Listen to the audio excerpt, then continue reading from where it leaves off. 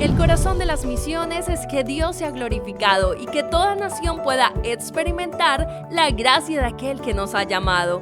Conoce cómo Dios está usando la vida de personas como tú y como yo para proclamar su reino. Esto es Entre Hermanos.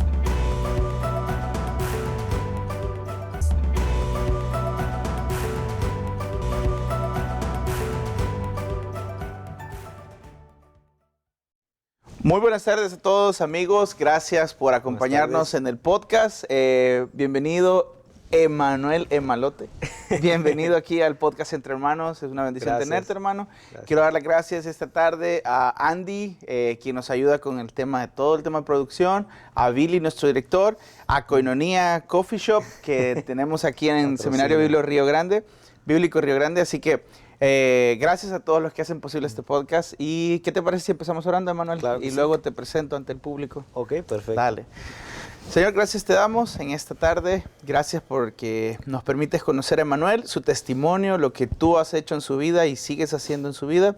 Gracias, Señor, por su familia, por su esposa, por sus hijos. Gracias, Señor, por ese corazón que él tiene, Señor, de servicio. Gracias, Padre, por bendecirnos con su amistad y su presencia aquí en Río Grande.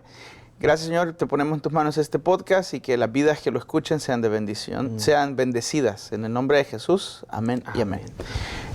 Emma, presentate con la gente, quién eres, de dónde eres y eres tu familia. Ok, claro, sí. Bueno, yo soy Emanuel Ramírez Vargas, tengo 30 años de edad, estoy casado con mi esposa hermosa, se llama Yesenia Castrejón. Tengo 3 hijos, Helio de 4 años, Ezra de 2 años y medio, casi 3 en abril, y Enoch que acaba de nacer el 5 de diciembre. Entonces, esa es la familia y estamos aquí en mi 3er año. Rápidamente, los cumpleaños de tus hijos. No. El enero, febrero, no. Sí. Hermano, ¿qué año llevas, dijiste? 3er año. ¿Y cuál es tu énfasis? Estoy haciendo misiones. Bueno, nosotros conocemos a Emanuel. Emanuel tiene un gran corazón de servicio aquí en Río Grande. Pero yo quisiera saber, Malote, perdón que voy a decir Malote porque es uno de mis amigos de aquí del seminario, entramos juntos y es una bromilla de la escuela, entonces de repente se me va a salir, el Malote. Emanuel, cuéntanos, ¿tú siempre quisiste ser misionero o un día vino ese llamado de Dios o ni te pensabas ser misionero o algo con la iglesia? Creo que ya que el Señor me salvó, fue que todo tuvo sentido, ¿no? Porque obviamente no empiezas a comprender muchas cosas que sientes o que haces como naturalmente, ¿no? Y creo que yo siempre estuve como muy inclinado a ayudar a las personas, a como servirles, cosas así, me venía natural. Tal vez, por ejemplo, de mis padres, me venía natural. Entonces, cuando yo estudié el colegio, recuerdo que estaba estudiando en el colegio un asociado en ingeniería. Estás hablando de un equivalente a universidad, el college. El college, sí, que le dicen que un asociado. Entonces, son como los 2 primeros años de una carrera, estaba estudiando.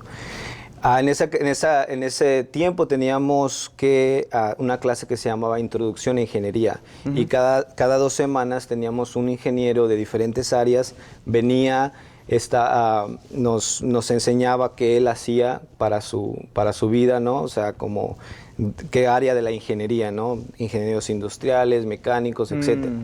Y recuerdo, nunca se me va a olvidar, una señora, una ingeniera, que llegó, nos dio la clase, pero a mí me llamó mucho la atención que ella lo que hacía, su trabajo, su labor era ir a lugares de tercermundistas donde básicamente usaban los recursos de la comunidad, les enseñaban, ellos traían las herramientas, la cabeza, los planos para hacer ya sea puentes, ya sea proyectos pozos, de agua, proyectos así sanitarios, etcétera, ¿no? Entonces querían ayudar, usaban los recursos de ellos traían las herramientas, etcétera, etcétera.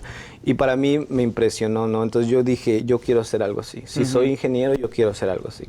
Entonces eso estaba como ya en mi ADN. Exacto. Sí. Llego a los pies de Cristo y me doy cuenta que el problema de los lugares empobrecidos o lugares en general, en otras partes del mundo que necesitan ayuda. No, su problema no era solamente Material. un puente o un pozo o algo así, sino su problema era el evangelio, ¿no? Necesitaban a Cristo, era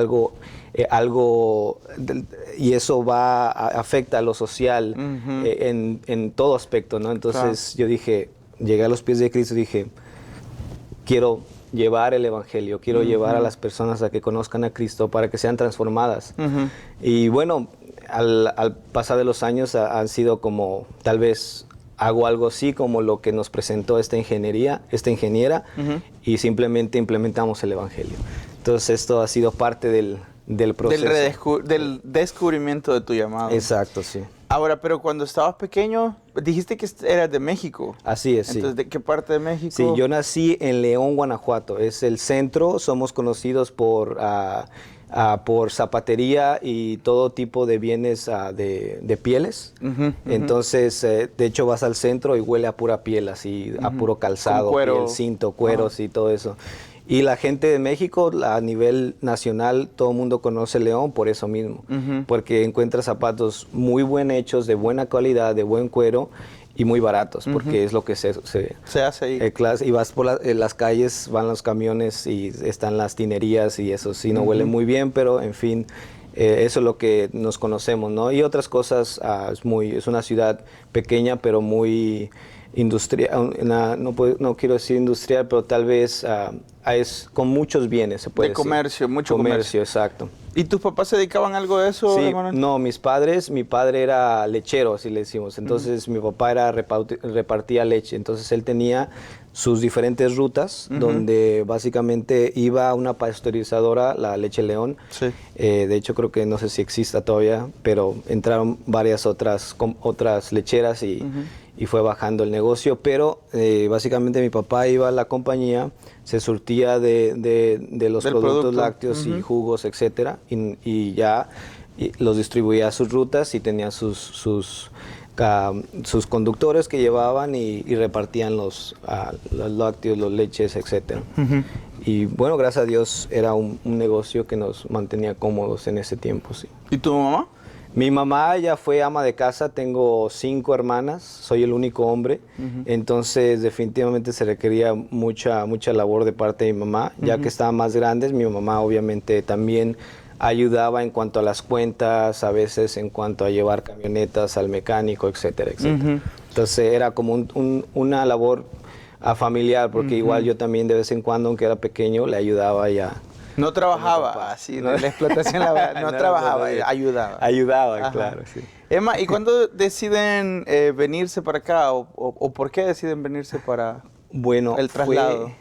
Bueno, el negocio estaba bajando y por diferentes situaciones decidimos, mi papá iba y venía, trabajaba en la leche, mi mamá se venía para acá, creo que Ohio, por esas áreas, trabajaba un tiempo, se venía. Y al final de cuentas decidieron, ¿sabes qué? Mejor vengámonos, ¿no? Están entrando otras compañías, está bajando el negocio, mis hermanas estaban terminando la universidad, yo tenía 11 años. Y empezamos el proceso, mi papá ya siendo ciudadanos, empezamos el proceso de los documentos, etcétera. Tuvimos una visa de turista, creo, o un permiso. Vinimos, conocimos con mis tíos en Chicago, nos gustó. Y ya para, si no me equivoco, 2004 más o menos, creo que un 4 de julio llegamos en los meros cohetes y todo.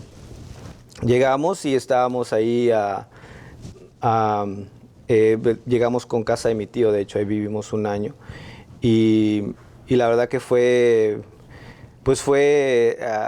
creo que el hecho de que a los 11 años cambié de contexto, mi vida en México está un poco borrosa, ¿no? O sea, tengo memorias muy claras, pero tengo otras que son muy vagas, ¿no? Entonces, pero me encanta México porque yo iba, y después ya de grande yo iba con mis primos, familia, entonces conozco, obviamente, pues mis papás han regresado a México, ya se retiraron allá. ¿Tu papá está en México?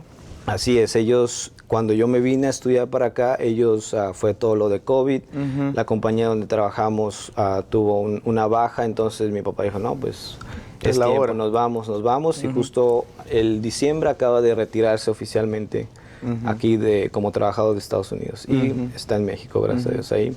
Vino, ¿verdad? Tranquilos. Vino Así a es, sí, visitarte, vino un sí. tiempo, aquí estuvo mis papás, han venido, no creo que una vez solamente y las otras veces voy a visitarlos aquí, Ajá. arriba en San Antonio. Y cuando hacen el traslado, la movida para aquí, veniste a Chicago, ¿cierto? A vivir. Así es, sí. ¿Y cómo fue tu vida ahí? Porque es un cambio para un niño, o sea, moverse de casa o de Claro, escuela sí. es difícil, pero ya de país, otro idioma y todo eso. Claro, sí, la verdad fue todo un reto porque, bueno, llegamos a casa de mi tío, obviamente ahí pues fue una bendición, ¿no? Mis tíos nos trataron, nos dieron nuestro espacio, o sea, y la escuela donde iba, ahí estaba cerquitas, me recogía el autobús, entonces todo era nuevo, ¿no? Que me recoge el autobús, me recuerdo en México, pues te llevan a la escuela, llevábamos a mis hermanos a la escuela, el autobús te llevaba, llegabas, y pues todos... Y ahí en esos pueblitos donde vivía, en esa área de las orillas de Chicago, se llamaba Round Lake,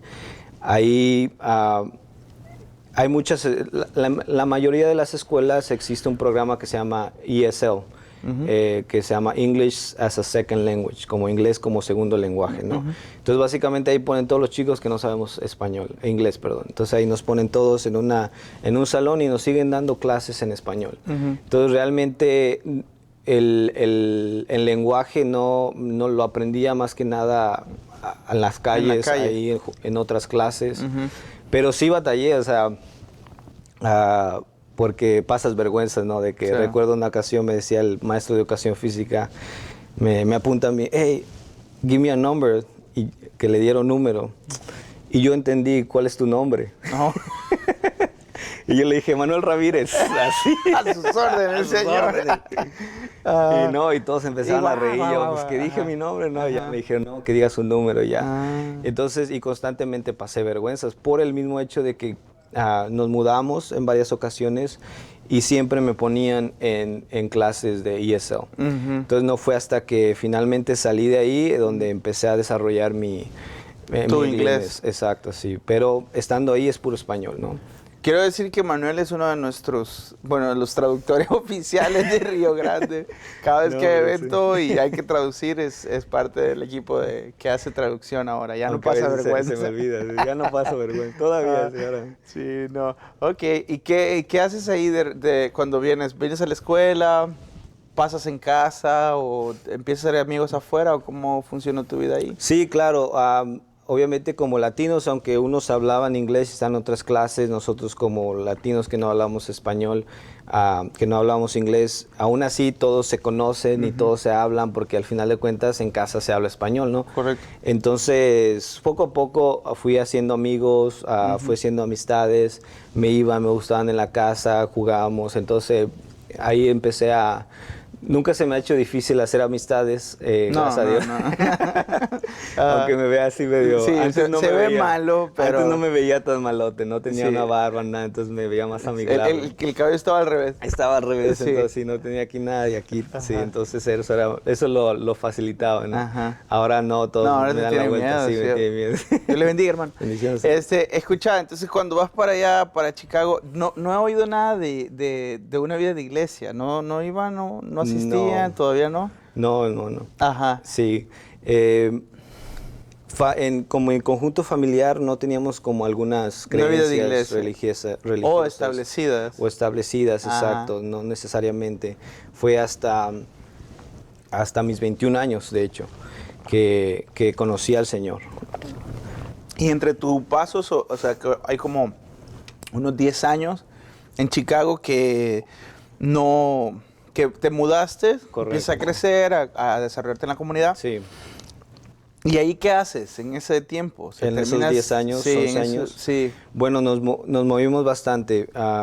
Entonces, también eso como me ayudó a saber cómo, a no tener miedo en llegar a un nuevo lugar, Ajá. ¿no? O sea, primero el cambio completo de cultura, de todo el ambiente social, etcétera. Llegamos aquí a Estados Unidos, estamos con mi tío, todavía tenemos un tipo de guía, ¿no? De parte de ellos porque conocen, ¿no? Después al año nos movemos a la ciudad de Chicago, al sur de Chicago, zonas muy peligrosas, pero gracias a Dios nunca nos pasó nada, pero ahí vivimos, entonces ahí era otro contexto completamente, muchas gangas en las calles, sí. Alerta y nuestros vecinos era el uno de los meros meros y era un niño, ¿no? Y era del que andaba moviendo ahí la cosa, ¿no? Ah, sí. Entonces tenías que con cuidado, escuchabas balazos y todo, entonces era como ya parte de la... Entonces, aún así, me hice amigos amigos de ahí de la colonia, y la escuela me quedaba enfrente, entonces solo caminaba, salía y caminaba a la escuela. Entonces eso fue otro ambiente total, igual estaba en clases ISO, pasaba vergüenzas porque no sabía inglés, niños, niñas decían algo de mí, yo ni en cuenta, no sabía qué onda, entonces como que siempre tenía amistades, pero siempre como pues perdido, ¿no? Como hasta cierto punto porque no sabía qué decían, ¿no? Sí. Pero gracias a Dios sobreviví ese año, nos movemos un poco más al noroeste de la zona de Chicago, unos suburbios un poco más seguros. Ahí estuve por, si no me equivoco, otros 2 años, sí, 2 años. Terminé ahí mi secundaria y después ahí entré a la high school. También hice amistades, pero nuevamente nos movimos entonces para otra media hora de allí, cerca del aeropuerto O'Hare, donde el aeropuerto internacional O'Hare, vivíamos muy cerca de ahí. Ahí sí ya duramos más de 10 años, yo creo. Entonces, durante todo ese tiempo, pues... como familia vivimos tiempos de escasez porque obviamente a pesar de que estábamos acostumbrados a una vida, se puede decir, sin necesidad económica en México, mis hermanas iban a buenas escuelas, universidades, entonces no les hacía falta nada, gracias a Dios. Pero llegamos aquí, obviamente el contexto cambia, ¿no? Claro. Los precios son más, mi papá solamente trabaja, etcétera. Mis hermanas finalmente terminan su universidad, se vienen con nosotros, entonces ya estamos toda la familia, pero sabes, creo que esos momentos pues te forjan, ¿no? Forjan claro. a la familia y creo que nos ayudó a hacer una familia más unida, a crecer en unidad, entonces, y fueron momentos muy lindos. Ya poco a poco pues fuimos mis hermanas fueron trabajando, nos fuimos recuperando económicamente, etcétera, y pues yo igual tomando en la high school, escuela, haciendo mis tareas, etcétera. Termino la high school y gracias a Dios por el ejemplo de mis padres no tuvieron ningún vicio, el contexto familiar no fue como de pleitos ni nada, o sea, me considero la verdad afortunado en vivir, en que el Señor me haya puesto en esa familia. Pero sin embargo, pues estando ya en el mundo, tú vas poniendo tus propias tomando tus propias decisiones, ¿no? Y muy interesante en la preparatoria, en la high school, mis 3 años en esta última high school que estaba, allí pues conocí amigos de todos, era muy interesante. Usualmente ves en las películas y también lo ves en la realidad, ¿no? Que vas a una high school y tienen los grupitos que escuchan solo banda de rock, que escuchan reggaetón, que escuchan... No, ves así como que cada quien tiene su grupito, su propio gusto, que sí. tienen una cosa afín. Exacto, pero muy interesante que mi tiempo allí, todos estábamos como, todos los latinos, para el último año de nuestra high school, haz de cuenta, le decimos el foyer, como un lugar donde esperábamos mesitas y todo, se llenaba de latinos, y todos conviviendo y todos éramos amigos y todos, entonces era muy interesante que, pero no quiero decir que fui yo, ¿verdad? Pero cuando yo entré pues no conocía a nadie, ¿no? Entonces hablaba con un grupo y luego hablaba con el otro y teníamos algo en común y luego nos juntamos a jugar fútbol y todo, entonces como que todos empezamos a agarrar cosas en común que tal vez no muy fuertes, pero al final de cuentas estábamos era un solo grupo. Y era muy lindo. Y los americanos y las otras naciones, ahí, los asiáticos y todos, los hindús y todos ahí, ellos seguían en sus propios grupos mixtos y latinos ahí nos quedamos unidos, ¿no? Pero dentro de esos grupos obviamente tienes chicos que eran drogadictos, chicos que eran de todo, etcétera, etcétera. Entonces poco a poco te vas abriendo las puertas a esas cosas, ¿no? Te ves más expuesto. Exacto, a esas sí. situaciones. Entonces terminé mi preparatoria y la verdad que nunca me llamó la atención ni tomar, ni fumar, ni drogas, ni nada de eso. O sea, yo andaba con ellos, ¿no? Andaba con ellos y ahí estábamos cotorreando, pero ellos en su onda y yo pues acá hasta me reía de cómo actuaban, ¿no? Y todo.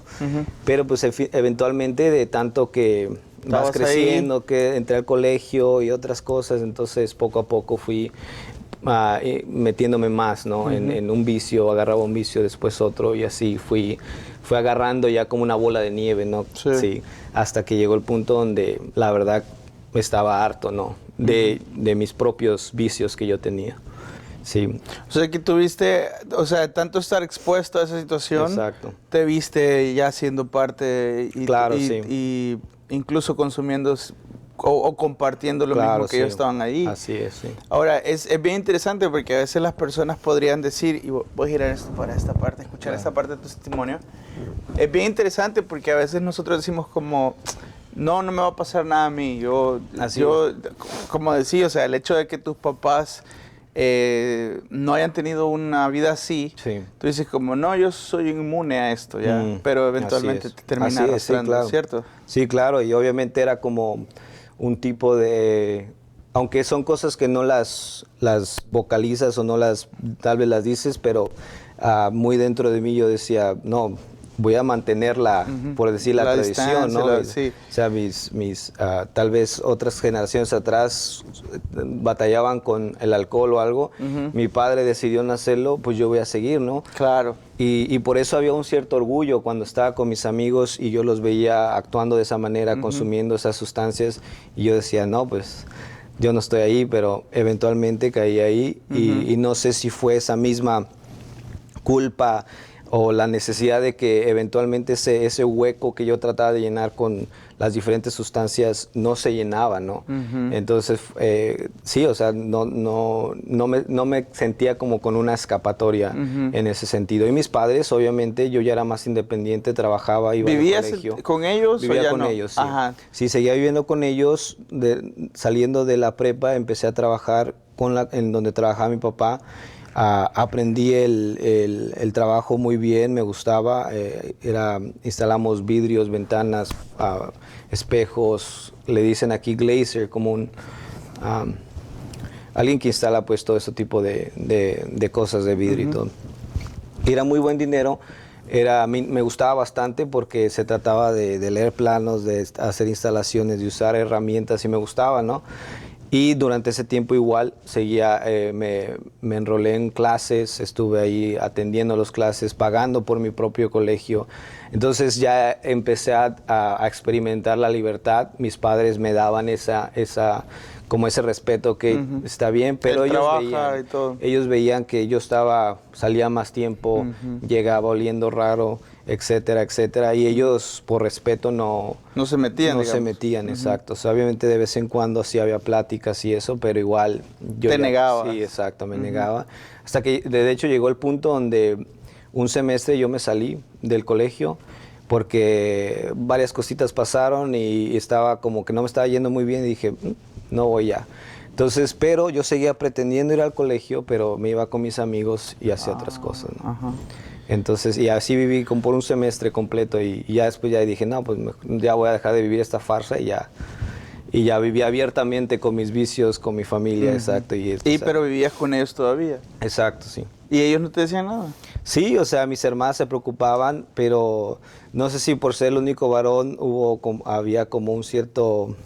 De no meterse tanto. Sí, no sé, o sea, y tal vez mis hermanas sí, ellas son muy unidas, se platican, entonces había conversaciones, me hablaba una, me decía la otra, y yo la verdad no me molestaba, me molestaba, sí, me molestaba y reaccionaba de que no, yo simplemente es lo único que quiero, yo quiero que me dejen en paz, que yo haga mis cosas y listo.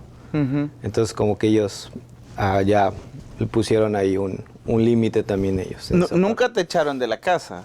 Claro, no, gracias a Dios. ¿Nunca te dijeron, te cerraron la puerta o algo así? No, al contrario, o sea, no, porque había un apoyo hacia ellos, o sea, ellos me enseñaron a no solamente a ser independientes, sino a ser responsable, ¿no? Entonces yo les apoyaba en cuanto a la renta y todo, pero no, o sea, creo que como padres, su amor, o sea, sobreveía eso, ¿no? Ellos, creo que mi madre, yo creo, es la que sufría más en querer poder como saber tal vez dónde estoy, no sé, ahora que soy padre y veo a mi esposa y también, o sea, entiendo ahora, ya ¿no? te está desde otra Exacto, perspectiva, sí. Pero igual, o sea, yo empecé a ver esa como que, mis papás me están dando un poco más de libertad, entonces yo empecé ya, fue donde... A tener más exceso. Más exceso, ajá, sí. A traspasar tus propios límites. Exacto, correcto. Lo del tema de tu trabajo es lo de poner ventanas, es ventanas grandes, pues me explicabas un día, es como de así edificios. Sí, le dicen storefronts, que es lo que vas a una tienda y ves esos que tienen alrededor aluminio y ves los ventanales. Eso es lo que instalaba en casas grandes, cerca del lago, personas muy ricas o en negocios. ¿Y te imaginaste tú siendo eso por el resto de tu vida o algo así? Porque veo que te metiste a estudiar, a aprender más, o sea, Claro, como que lo sí. querías hacer carrera. Sí, en un tiempo, de hecho, conversaba con mi papá, le digo, no, regresémonos a México y abramos nuestra compañía, esto es buen negocio, yo ya sé un área, tú sabes un área. Y tal vez mi papá me decía, sí, estaría bien, pero tal vez él me veía también yo descarrilado, como descarrilado, ¿no? Ajá. Entonces tal vez él decía, no, pues tal vez No no me voy a dejar a conviene, ella no me sola. conviene, sí, no sé, pero nunca pasó eso. Más adelante, yo de hecho ya después de tiempo estando trabajando allí, me dan la oportunidad de trabajar en la oficina, porque yo conocía literalmente, tuve el privilegio era ayudante, pero yo trabajé literalmente con todos, ¿no? Con todos los líderes de tu empresa. De mi empresa. Entonces, estás hablando de diferentes personalidades. Había compañeros de trabajo que nadie quería trabajar con ellos, entonces mandaban a Manny, me decía, hey, Manny, manda. Entonces yo, hasta en esa parte, yo doy gracias a Dios por todos esos hombres con los que trabajé porque forjaron mi carácter. Me hicieron ver cosas que yo antes no veía. Sí. Porque eran hombres que estaban enfocados en el trabajo y estaban enfocados en terminar el trabajo. Entonces yo veía como ellos en su mente iban como 10 pasos adelante. Entonces yo tuve que aprender como ayudante a ir 2 pasos adelante de él para poder estar listo cuando él ya llegara a ese paso. Y por eso todos querían trabajar conmigo. No, mándame Manny, mándame. Como en Río Grande. Como en Río Grande. Todos quieren a Manny. Sí, entonces, y gracias a Dios, como eso me ayudó bastante. Me forjó mi carácter en esas diferentes áreas. Emma, ¿y cuándo sentí vos que ya empezaste a tocar fondo? ¿Cuándo sentiste que ya estabas? Porque me decís, o sea, Sí.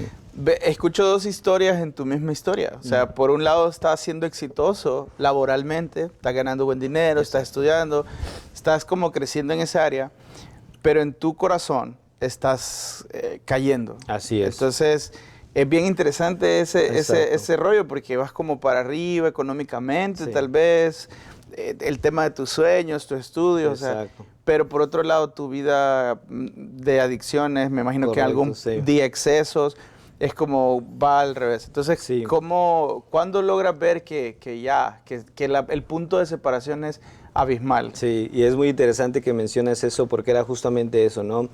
Llegó el punto donde yo ya me cansé de mi trabajo en la compañía de vidrio. Llego a la oficina, me ponen en la oficina, ¿no? Ya dejo mis herramientas a un lado, ahora estoy en la oficina, pero no me gustó, ¿no? Entonces como me sentía encerrado y fue cuando empecé a considerar otro trabajo, ¿no? Y nuevamente como que empecé, según yo, a tratar de dejar mis vicios, a volver a entrar al colegio. Entró al colegio de nuevo, me dan la oportunidad de estar en la oficina, no me gusta, consigo otro trabajo donde me ven, hago un corte de sueldo muy grande por el hecho de que iba a seguir en el colegio, pero con la intención de que iba a trabajar con ellos para planes futuros.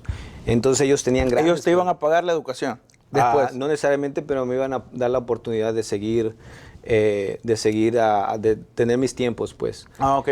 Pero ellos con la intención de... empezaron a invertir en mí. De hecho, llego a esta compañía y me empezaron a pasar por cada una de las secciones de la compañía y para aprenderlas, para final llego a un escritorio, porque me encantaba y todavía me encanta, pero ya tengo años que no lo hago, pero me encantaba diseñar en la computadora, usar todos tipos de programas de diseño y todo eso.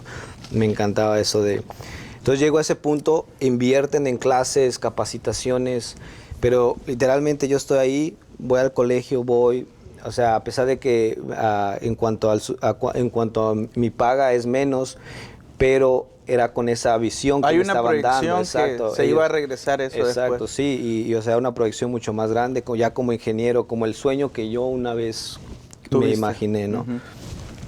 Perdón. Entonces yo llego ahí, en ese momento estoy sentado ya después de meses de haber experimentado todos los rasgos de la compañía, me siento ahí y es como que, no.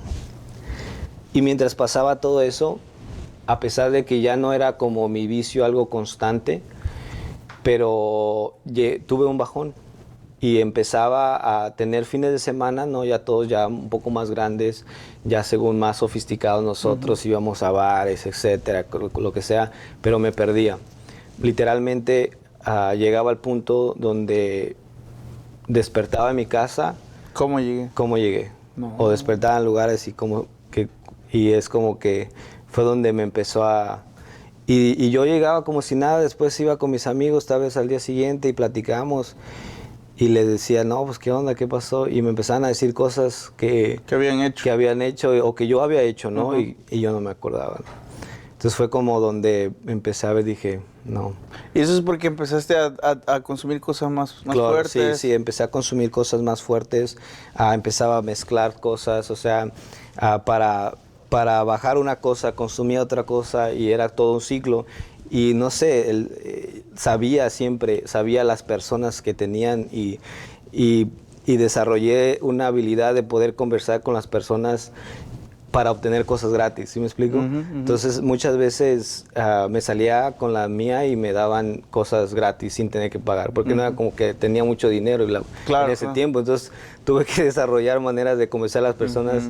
Entonces terminaba perdido. Entonces ya estando ahí era como, no, me sentía atrapado. ¿Y sentías como esa carga culpa al día siguiente o no? O sea, solo era una cosa, obviamente me estoy diciendo como, ¿despertabas, te sentías mal o solamente decías como, la estoy regando o cómo lo pensabas? No, era, bueno, en cuanto a eso yo despertaba y como que no, pues obviamente el sentir después de todo eso, pero no era como no te sentías culpa, nada. No, te digo, empecé a sentir culpa cuando me decían cosas que pasaban y yo no me acordaba.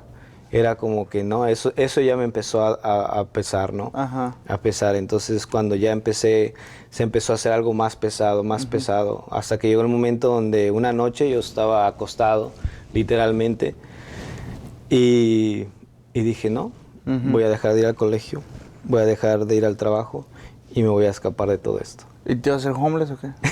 Algo así, sí, algo así. Vamos a tomar una pausa para que nos cuente su etapa de homeless, casi homeless. Casi homeless. Pausa y volvemos con Entre Hermanos. Hola, soy Janet Mena de Ecuador y muchas gracias por escuchar nuestra segunda temporada de Entre Hermanos. A mí personalmente me encanta escuchar el podcast mientras estoy corriendo o haciendo mis tareas y ha sido de una gran bendición para mi vida y esperamos que también sea para la tuya. Así que nos vemos y sigan disfrutando del podcast Entre Hermanos. Bueno, volvemos. Emanuel nos está contando justamente ahorita su descenso acelerado. Así, la caída. En el caso del espiritualmente, porque hablábamos antes de regresar que de alguna manera eras una persona buena, Malota. Así es. O sea, eras alguien con trabajo, cumplías, el lunes eras una persona íntegra laboralmente. Sí. Tu ética de trabajo estaba bien, o sea, pero el fin de semana podría ser desastroso. Claro. ¿Cierto? Sí, así Entonces, pero me contabas que de repente estabas en una cosa de que dijiste voy a tirar todo a la basura. Sí, ya estando como en ese lugar, ya como el punto más bajo se puede decir, quería encontrar una salida. Nunca necesariamente pensé quitar mi vida ni nada, yo solamente quería salir de esto, ¿no? Y no podía. Y no... Perdón, pero no sabías que tenías. Exacto, sí. O sea, y esa es la cosa, que había, yo eso sí lo puedo decir claramente, había un vacío que yo sabía que yo trataba de llenar o algo y no sabía cómo. y yo sabía que esto no me estaba ayudando. Entonces yo pasaba noches pensando así en muchas cosas y casi no dormía. Y una de esas noches así que casi no dormía, meditando como en ese vacío. A mí me encanta la naturaleza, me encanta el campo. Desde pequeño con mis padres, con mis papás en México íbamos a lugares a acampar, a estar de familia y todo. Y siempre me encantó ir a los ranchos, ir a los campos y me encantaba, ¿no? Entonces estando ahí, de repente, ¿y si me escapo a la naturaleza? Y luego vino a Wyoming. Siempre ha sido mi deseo ir a Yellowstone, al Parque Nacional Yellowstone en Wyoming, el estado de aquí de Estados Unidos. Y en ese momento fue como que, de una manera sentí como que hay esperanza, ¿no? Se puede decir. Hay una esperanza que yo estaba creando en esa ilusión que me estaba formando en mi cabeza. Entonces empecé en esa misma noche, no sé cuántas horas yo estaba en mi cabeza meditando, planeando todo esto, hasta que ya tenía mi plan perfecto en mi cabeza. Entonces empiezo el lunes y no voy a la escuela, no voy al trabajo, y recuerdo claramente que cuando tuve mi entrevista en este nuevo trabajo me dijeron, si no vienes 2 días, ya te contamos como que tú no quieres ya trabajar con nosotros. Y se me quedó eso, entonces dije, no, entonces ya no voy al trabajo, ya me cuentan como que abandono el trabajo, ¿no? Entonces no me importó el colegio también, me fui y me salí de las clases y yo empecé a planear. Fui a la tienda, empecé a comprar cosas que necesitaba. Mi hermana unos meses atrás me acaba de regalar un kayak, entonces empecé a planear todo el equipo. Y durante toda semana iba comprando, iba planeando que este día agarro esto, el otro. Y entonces llegó el lunes de la próxima semana. Pero antes de eso, unos meses atrás, y creo que eso también influenció a que llegara abajo, yo siempre, tus padres no te dicen, Emanuel, ok, vas a salir, ya habían aceptado mi condición y me dije, solamente no manejes, ¿no? Cuando estés intoxicado. Pero como lo mencionan, ¿no? Que en clases que he ido, de que es como una ruleta, como la lotería, ¿no? Te puede tocar o no. Y hubo una noche que me tocó. Yo saliendo estaba muy ebrio, pero ya usando otras sustancias ya me sentía mejor y me fui a mi casa, ya muy noche. Estaba nevoso y pum, me para la policía. Intoxicado, DUI, etcétera. Me llegan a casa, nadie sabía. Mi hermana me recogió de la estación de policía y nadie sabía. Pasan los meses, yo estoy en este punto de pensar cómo voy a hacer mi plan. Y dentro de eso, pum, se me olvida que yo tengo que ir a corte, entonces automáticamente será una orden de arresto. Entonces yo no sabía que durante este tiempo ya la policía te estaba persiguiendo. ¿no? Entonces finalmente llega ese día, el lunes, yo me voy, pongo todas mis cosas. Yo tenía en ese tiempo un Jeep, un Wrangler, lo dejo en la casa, dejo mis llaves, dejo mi teléfono, dejo mi tarjeta de crédito, dejo todo y solamente agarro las cosas que yo tenía, las pongo en la minivan de mi papá. Mi papá tiene una minivan viejita que usábamos para el trabajo. Me agarro esa y empiezo mi caminar, mi trayectoria a Wyoming. ¿Pero todo eso lo dejaste intencionalmente? Correcto, sí. Okay. Y también hice una nota como diciendo que no necesariamente me quería suicidar, sino dije algo como quería apartarme de todo esto y esta era la mejor manera y no dije dónde, ni cómo, nada. Dejé todo y ya. Eman, pero aquí nada espiritual. Todavía no. Cierto, ¿no? O sea, en serio, nada de que Dios me está llamando, nada. Era un tema Emanuel y su soledad. Exacto. Emanuel y su tiempo a solas. Exacto. Yo nada más quería alejarme y para mí eso tenía sentido, hacer esto. Yo voy a vivir en el bosque y no voy a molestar yo estaba en lo correcto. Pero algo muy interesante, Javier. Muy interesante. Antes de irme, yo recuerdo que yo busqué en mi casa, me recuerdo que mi mamá tenía una Biblia y yo la buscaba y no la encontré para nada. Pero por alguna razón yo quería me llevé varios libros, o sea, me llevé libretas como para escribir, o sea, yo quería así, tenía una imagen romantizada en mi cabeza de lo que iba a hacer, pero yo quería una Biblia. Fui a Walmart. Recuerdo que busqué por no pude encontrar una Biblia, no supe dónde buscar, no encontré la sección de libros. Yo decía, no, pues me voy así. Pero recuerdo que hasta me encontré a unos conocidos y ellos ni en cuenta, ¿no? Mis amigos ni en cuenta, nadie sabía de lo que yo quería hacer. Y me voy 20 horas de manejo. Finalmente llego a ese lugar. Es bien interesante. Mi plan, yo ya lo había planeado. Hay un lago grande allá en Wyoming. Ya cuando llegas a la montaña hay un lago. Yo quería empezar ahí, dejar la camioneta abandonada y meterme al bosque y perderme y no saber nada de nadie. Y justo cuando llego ahí, era en abril, está cerrado. Está cerrado, no hay manera de entrar. Hay otra puerta, pero tengo que rodear otras 4 o 5 horas.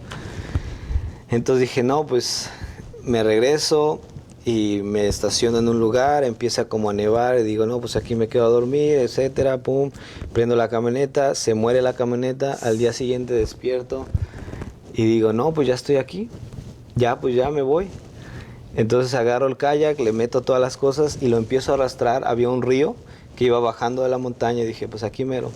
Llegué y yo tenía $200 que me sobraban, una chamarra y pues todo mi equipaje, tenía bastante latas de comida, etcétera, todo lo que pensaba que necesitaba. Y de esos $200 lo pongo en la bolsa de la chamarra y la pongo ahí entre todas las cosas, pues después dije, me la pongo mejor, que me proteja del agua, etcétera. Me subí y de tanto peso voy en el río ya, río abajo, emocionado, la adrenalina, todo lo que da así. Remando y todo. Así. Y empiezo, de tanto peso que llevaba, el agua se empieza a meter. Llegó un punto donde yo estaba lleno, ¿no? de agua adentro y yo ya no podía controlar, o sea, de tanto peso ya no lo podía controlar. Pasan unas piedras, pum, me volteo y lo primero que hice es agarrar lo que pude, agarré un lazo y que estaba atorado en una mochila y sí me revolcó el río un rato, me llevó al otro lado del río y ya llegué ahí y dije... Así literalmente parado en la orilla del río, dije, ¿ahora qué? Literalmente, ¿ahora qué? Todavía pensando en una como mente de ingeniero, buscando una solución, ¿no? ¿Qué hago? O me voy a buscar mi que probablemente no la encuentro o tarde en encontrarla, o me regreso a casa. Y me acordé que tenía las llaves de la van en la chamarra que iba a guardar con las cosas y tenía el dinero, dije, pues me regreso. Esa noche sí ya era noche, no había, el río estaba ancho, no podía cruzar, tuve que quedarme de ese lado, congelado, en pleno abril todavía había nieve. La noche más fría de mi vida tuve que pasé la noche, sobreviví. El día siguiente me despierto, encuentro un lado para cruzar, llego a la minivan, no prende obviamente, llega un forastero y me da corriente y le platico, conversamos y me dice, no, ¿cómo que pasó? No, es que quise meterme al río con el kayak. Le dice, no, ahorita es muy peligroso por la temporada, dice, antes sí que no te pasó nada. Y bueno, ya en eso, pues, como todo el camino fue un momento se puede decir de luto, puede decir sí, de preparar mi corazón. Tu plan, Malote, tu sí, plan, exacto, mi plan, o sea, no había salido como yo quería, ¿no? Pero todo el camino, ¿no? Todo como ese plan me estaba humillado, ¿no? Me sentía humillado. Pero no era todo, o sea, yo llego, la minivan apenas llegó y yo toco a mi puerta, ¿no? En mi casa llegué después de, creo que era como 1 semana y media que yo estaba fuera, entonces yo toco y mis papás abren y están destrozados. Y ahí en ese momento me entró realmente la culpa. Me hizo ver lo egoísta que era, me hizo ver, o sea, muchas cosas de mi persona y yo estaba me sentía peor que una lombriz, me sentía una basura. Entré a la casa, mis papás ya habían comprado cajas para guardar mis cosas, o sea, ellos ya se habían hecho la idea que Sí, porque, o sea, justo cuando yo me voy, a las horas la policía me había buscado en mi trabajo, me había buscado en la casa. Y ya teniendo la policía ahí, pero mire, mi hijo me dejó esto, y él ya tiene 21 años, ya no podemos hacer nada, él ya está grande y no es una nota como suicida, simplemente no quiere saber nada de nada y se fue. Y es como, pues mis padres, entonces ahí en ese momento quedé destrozado. Y empezar desde cero, ¿no? Mis padres experimenté gracia, perdón, porque no era como ¿por qué lo hiciste? No hubo nada de esas preguntas, simplemente qué bueno que estás de regreso y bienvenido nuevamente a la familia. Y empezar, ¿no? Es más, empezamos a trabajar en lo del abogado, porque obviamente me empezaron a comentar de la policía, de que tenía el orden de arresto, etcétera, etcétera. Tuve que contratar a un abogado y todo eso, pero en medio de todo eso, mi tío siempre ha estado en el Evangelio, ha sido fiel en el Evangelio. ¿El tío que los recibió cuando vinieron? No, otro tío, su hermano. O sea, okay. En Chicago viven 2 hermanos de mi mamá. Uno de ellos vivimos con él. ¿El que los recibió? Los recibió y luego mi otro tío, exacto. Entonces, y él por mucho tiempo intentó discipular a mi mamá. Constantemente íbamos a reuniones en la iglesia. Y yo, la verdad, para mí era un chiste, ¿no? Yo iba a las reuniones de Día de las Madres o cualquier otro evento que nos invitaba y yo me reía del que estaba cantando, etcétera. Pero ese momento yo estaba humillado y fueron una vez y etcétera. Y luego después me mandó un mensaje a mi tío, me gustaría platicar contigo. Y de vez en cuando me mandaba mensajes como que yo sé lo que necesitas y esto. Y yo como que sabía. Y no es como que no había escuchado de Jesús o tal vez sí, pero... no estás, el Señor sabe cuando estás listo, ¿no? Entonces recuerdo que abril 7 del 2017, él me dice, no, vamos a un McDonald's. Y yo, ok, está bien, y vamos. Y a platicar, venía con un café grande, ya estábamos platicando. Y estaba la conversación y me empieza a platicar de Jesús. Yo le empecé a comentar del vacío que sentía y todo, ya la culpa, todo eso. Y él me empieza a decir el Evangelio. O sea, no me dijo gran cosa, me dijo simplemente lo que Jesús hizo por mí, que Él vivió una vida perfecta. También me dijo cómo Él fue a la cruz, pagó por mis pecados y cómo Él resucitó como garantía. Y luego me dijo que por lo que Él había hecho, y si yo lo confiaba en Él, lo aceptaba, yo iba a tener vida eterna, yo iba al cielo. Y para mí, cuando él iba diciendo esto, empezó a tener sentido todo. Y yo sentía en mi corazón cómo se iba llenando. El hueco que yo traté de llenar con otras cosas empezó a ser lleno. Y en ese momento, yo literalmente experimenté una nueva vida. Una nueva vida completa. Salí de ese lugar como si tuviera esas escamas como Pablo que te quitan de los ojos, y yo veía cosas completamente diferentes. No sentía ninguna necesidad de nada, cosas las veía más claras. De repente tenía una hambre de saber más de este Jesús, porque obviamente solo sabía lo que mi tío me dijo, pero yo quería conocer más de él. Recuerdo que tuve que ir a un hotel por unos días en lo que el abogado arreglaba una cita y todo eso de la corte, y para que no me arrestaran, etcétera, ¿no? Entonces yo estuve unos días ahí en un hotel, y ahí tienen pues las Biblias, ¿no? Entonces empecé a leer Génesis, y de ahí ¿No paraste? No paré, o sea, no paré de leer y conocí, de querer conocer más de este Jesús, y hasta la fecha, ¿no? Sigo realmente aprendiendo más de él. ¿Y en qué iglesia te empiezas a congregar? Sí, ¿O dónde entonces, en base a que estaba este proceso legal, yo no podía trabajar, porque no podía manejar, ¿no? Si quieres trabajar necesitas un vehículo en que moverte. Como no podía manejar, mi tío se ofrece, ¿no? Puedes venir a trabajar conmigo en un campo de golf. Ahí siempre ocupan cada temporada personas que trabajen ahí en el campo, ¿no? Mantenimiento del campo. No es mucho, pero pues es algo, y te vienes conmigo a vivir y te vas conmigo, no pasa nada. Y dije, está bien, me parece buena idea, excelente. Pero eso fueron 6 meses que viví con él. Cada 2 fines de semana me iba y me quedaba con mi familia, y luego regresaba, y así me la pasé.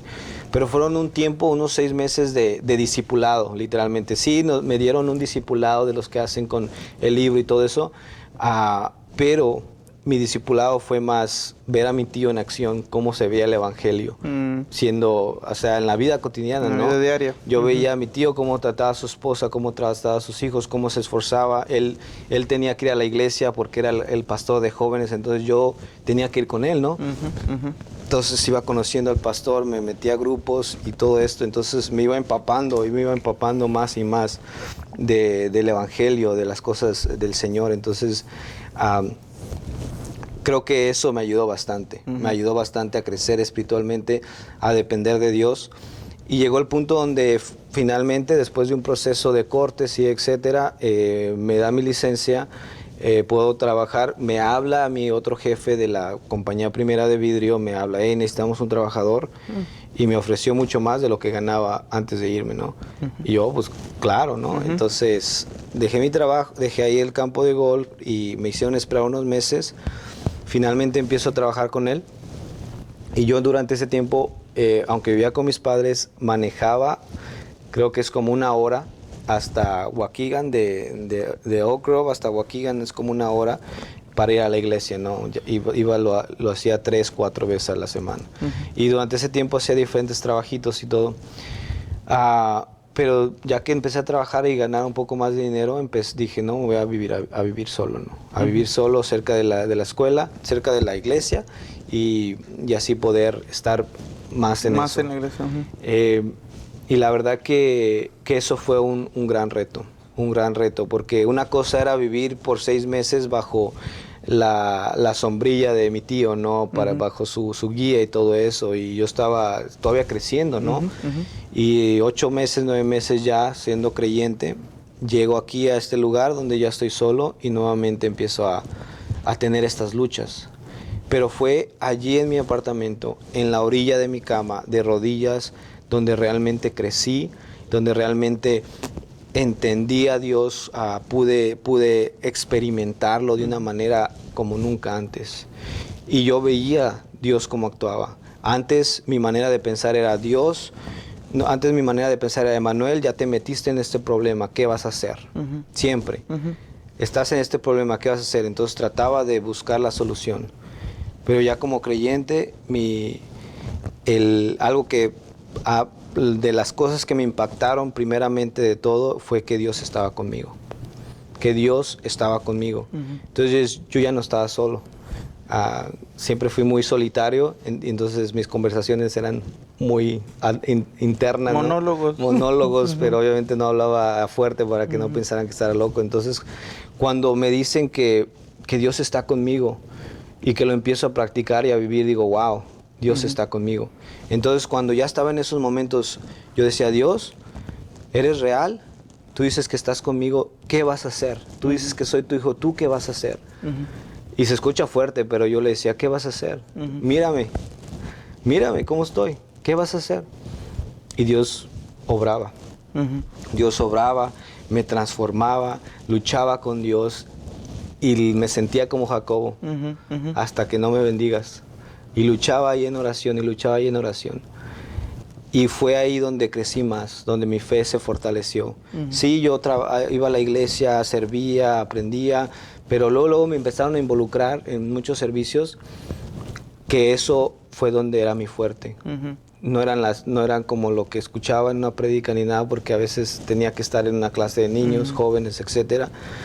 Pero ahí el Señor, experimentar con Él, vivir con Él, caminar con Él, ahí estar, luchar con Él ahí a solas en mi cuarto, fue lo que me hizo crecer, lo que me hizo realmente verlo y experimentarlo de una manera que a veces es muy personal, ¿no? Claro, que en la hace. intimidad también, Exacto, sí. en tu soledad. Y de este periodo de lucha, ¿cuándo tú sientes, y no es que estemos listos pero ¿cuándo sientes ese llamado de parte de Dios? Claro. Unos meses, meses ya de estar yendo a la iglesia y todo, hay una oportunidad de un viaje misionero a Honduras. Y era casi una invitación para los jóvenes, ¿no? Todos los jóvenes, entonces muchos jóvenes me inscribo y yo voy y veo pues, la realidad de las cosas, pero veo nuevamente eso, ¿no? De la necesidad del evangelio, la necesidad de las personas que necesitan ese Dios personal, ¿no? No solamente una canasta de comida, no solamente algo físico, están... El espiritual también. Exacto, hambre de lo espiritual. Entonces yo vi eso. Y mi esposa no está aquí, pero ella puede testificar de cuando yo llegué, dice que ella le conversó con todos los chicos y uno le decía, no, pues yo quiero dejarle mis zapatos, y conversó conmigo y yo le dije, no, yo quiero regresar y predicar el evangelio. es lo que quiero hacer. Y ahí se enamoró la chica. Uy, contame eso ahorita. Contame la love story ahí porque... ¿Qué pasa primero, tu llamado o tu matrimonio? No, bueno, a ella la conocí primero antes del Señor, pero les puedo contar ahorita. Pero creo que en ese punto el Señor me hace ver como ese momento en mi clase de ingeniería, como ya era parte de, ¿no? Y diferentes cosas de mi persona que no lo podía negar. Dios me está llamando a ir al campo misionero. Y yo estaba emocionado. Es más, yo iba con el pastor, yo quiero irme al campo misionero, ¿qué tengo que hacer? Y me dice, Manny, pues te estás lidiando con tu proceso legal, tu proceso de corte y todo eso termina. Y yo sí, entonces ya terminó mi proceso ese y llegaba, pastor, ya estoy listo, ahora sí, que un entrenamiento, vámonos.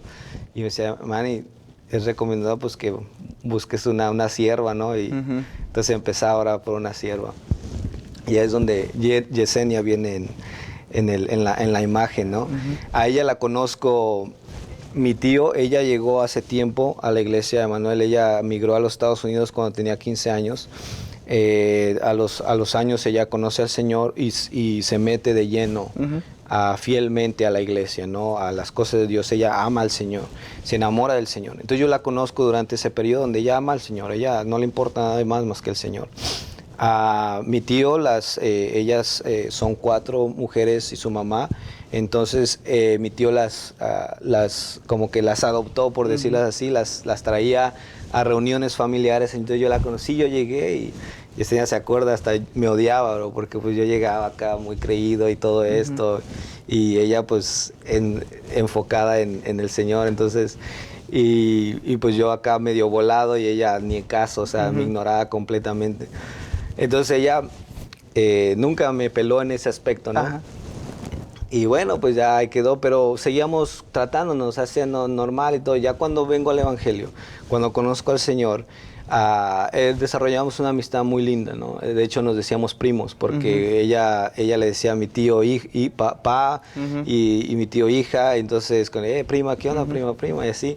Pero muy chévere nuestra relación de amistad, ¿no? Y bien interesante, pues todas las chicas ahí andaban de voladillas, pero Yesenia nunca, más yo le trataba de llamar la atención y ella nada, pasaba así de largo, y más bien yo trataba de llamarle la atención, ¿no? Y en punto así, y trabajamos mucho juntos en obras, cosas así, ministerios, y constantemente, porque ya después yo formé parte del grupo de los líderes de joven, ella también, etcétera. Y llega un punto donde yo estoy en oración, ¿no? Después de esa incógnita que me pone mi pastor, necesitas buscar una mujer, ¿no? Para que no vayas solo al campo, ¿no? Y yo estaba orando, ¿no? Y yo decía, Señor, tú me llamaste. Eso no lo puedo negar, no sé, o sea, no me lo puedo quitar. Yo estoy seguro que tú me llamaste al campo misionero, no sé cómo, cuándo, etcétera. Pero necesito una esposa. Yo le decía así, necesito una esposa. Y en serio que esa noche, ahí en orando, el Señor me pone a Yesenia, o sea, me la pone en mi imaginación. Y yo me empiezo a meditar una vida con ella y me agrada porque pues, teníamos muchos en común los dos de México, entendíamos nuestro sentido del humor, o sea, lo poco que conocía de ella me agradaba, ¿no? Y bueno, le dije, Señor, tú estás en control, si es de ti, tú hazlo. Así quedó. Entonces yo no quise meter nada, no quise ni andar ahí de volado, nada. Pum. Y resulta tiempo después, mi tío nos dice, van a hacer una obra, ustedes dos. Y nos pone el video. Y es una obra donde tenemos que agarrarnos de la mano, decir los votos, y después se hace un poco cómica. Profética esa obra. Sí, entonces dijimos, y yo por dentro, ¿no? Teniendo esto en mente, yo dije, eso, tío, gracias. No le había comentado nada a mi tío. Nunca le había dado gracias al tío, gracias, tío. Gracias. No, y Yesenia, ella con sus convicciones bien puestas, no, yo no quiero hacer esto. Debería de ser un matrimonio o algo. Y yo, Jesús, pero mi tío llega aquí bajándola de pechito y dice, no, mija, está bien, no pasa nada. No, de mentirita. Sí, es de mentis. Y ella así como que se quedó más contenta. Ok, está bien, sí, tú lo apruebas, entonces lo hago. Y fue en esas prácticas, Malote, donde yo me enamoré de ella, perdidamente. Pues imagínate constantemente agarrarla de la mano, mirarla a los ojos y decirle, prometo no, respetarte, prometo proveer y dar los votos y practicar. Había días que no practicamos y nos dábamos un tiempo muy ameno ahí conversando, riéndonos, conociéndonos, exacto, y así era muy lindo.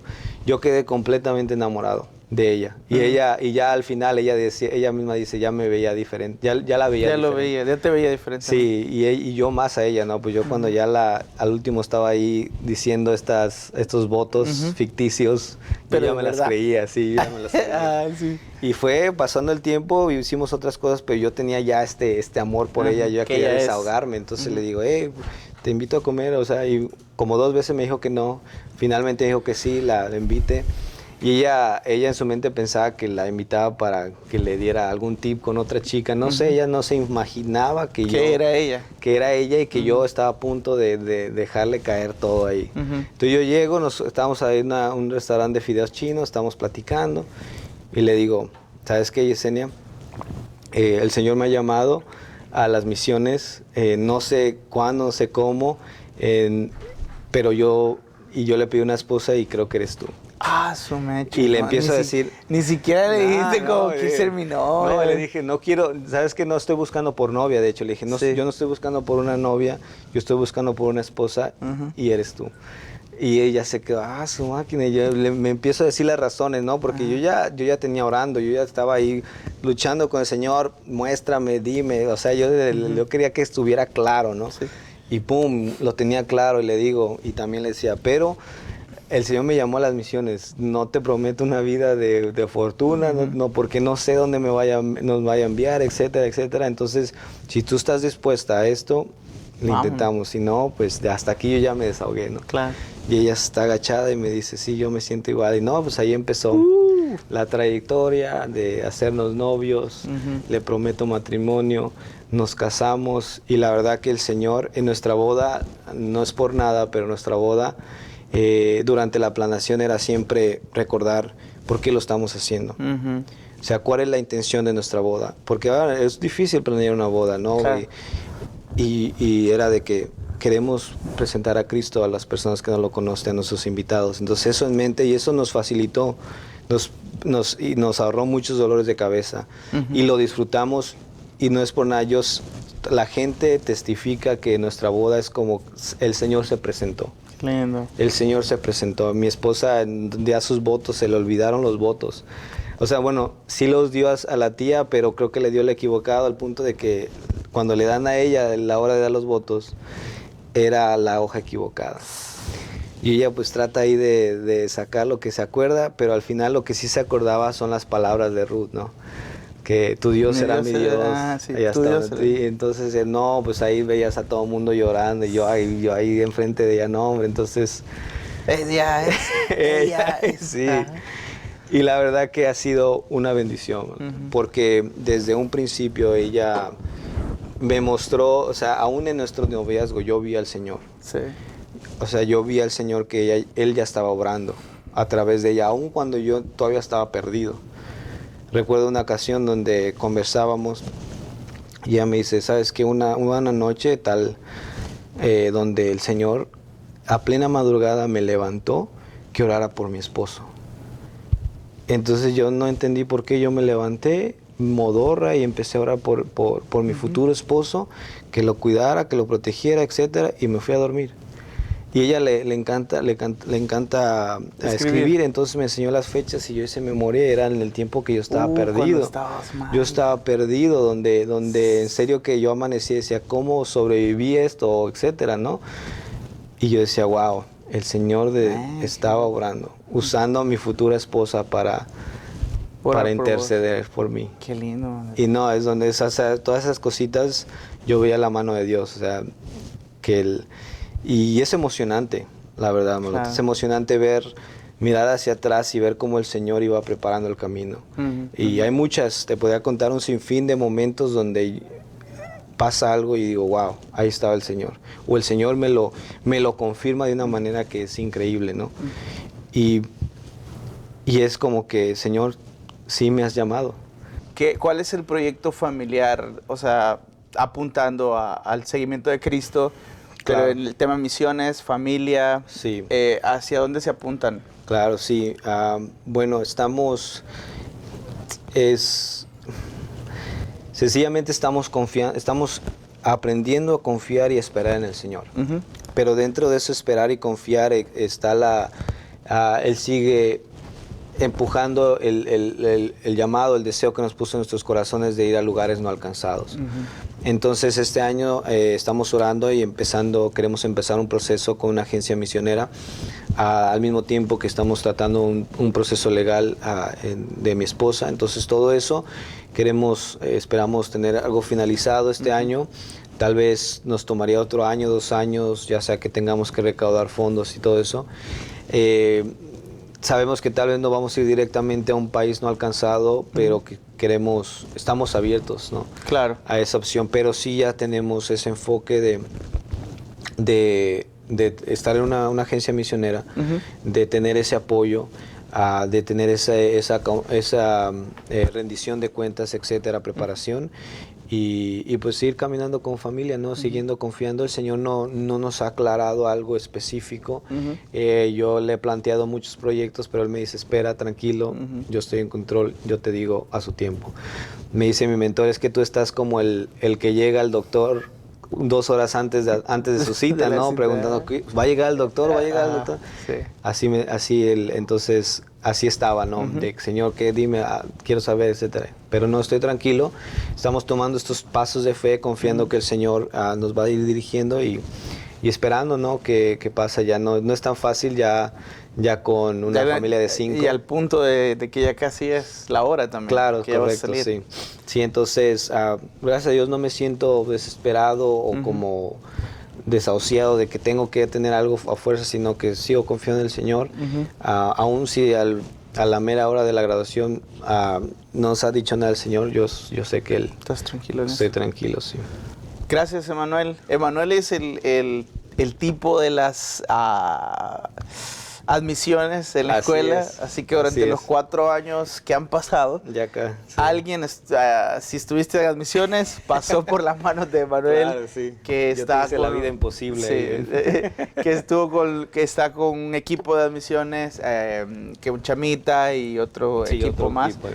Entonces, él es parte de los que Dios usa para poder filtrar. Así es. Oramos mucho por admisiones como familia, porque yo sé que es un tema muy delicado, Sí. muy duro y muy pues espiritual también Claro, ahí. definitivamente, sí. Entonces, gracias, Emanuel, por tu testimonio. No, al contrario, Oramos para gracias a que ustedes. pues, tu testimonio, lo que Dios ha hecho en tu vida, sea de bendición para mucha gente.